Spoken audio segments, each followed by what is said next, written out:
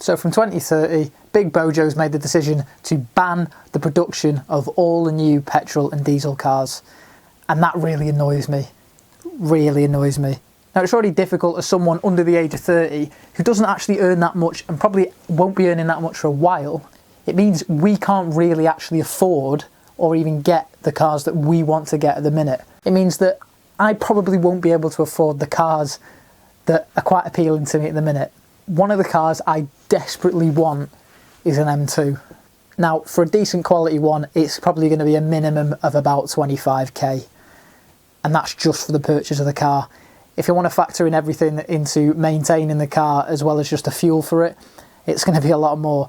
And when I don't earn even 25k a year, where is that money coming from? I mean, I've first got to think about a house before I think about, you know, a flashy car or something. But it's quite difficult to express the joy that I have for driving if I can't actually go out and get a decent car to enjoy driving. When the ban comes into play, I think this is going to raise the value of all desirable petrol cars.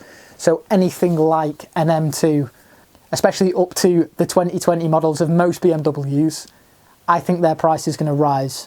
For example, the M2, I think in the whatever they're going to remodel it as is going to be terribly done, because look at the state of the 4 Series and look at the state of half the cars they're bringing out as of 2020.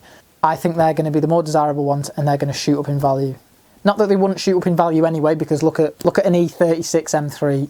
You know, they're expensive for a decent quality one, but I don't mean for that factor. I mean the state of, say, a new C63 is probably going to go up in value after the ban, because that's it. There's no more being produced. And electric cars just don't do it for me.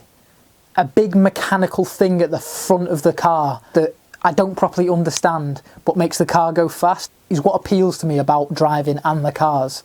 An electric car just feels like a remote controlled one, but bigger and a lot more money. The state of some of the Teslas as well that are out there, and the state of some of the cars that are being introduced, like the Audi e-tron or the electronic Mustang. To me, they're all just electric Qashqais. They're not the kind of cars I'd be out there looking for. And it's really depressing to see that it's just going to be banned in the UK. That also means that petrol stations are going to be phased out. And while obviously the petrol stations aren't going to be immediately removed, that means petrol is going to go up because it's going to be harder to get, and it's going to be harder to enjoy older cars and vintage cars in 20 years when someone that's under the age of 30 can actually afford them. And that's depressing. I have this vision of retiring and being able to have a garage full of old cars just to tinker with. That's not going to be possible in the current way that it's going. You can get political about the state as to why this ban has had to come in. I understand that climate change is something that needs to be addressed, and the amount of cars that are on the road in the UK isn't sustainable.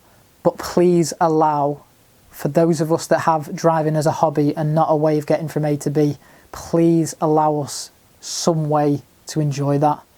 I think it's an amazing thing to experience, and this current ban will not help.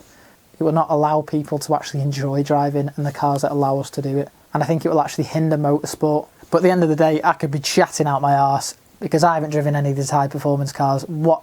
Seriously, what do I know? I drive a white Fiesta.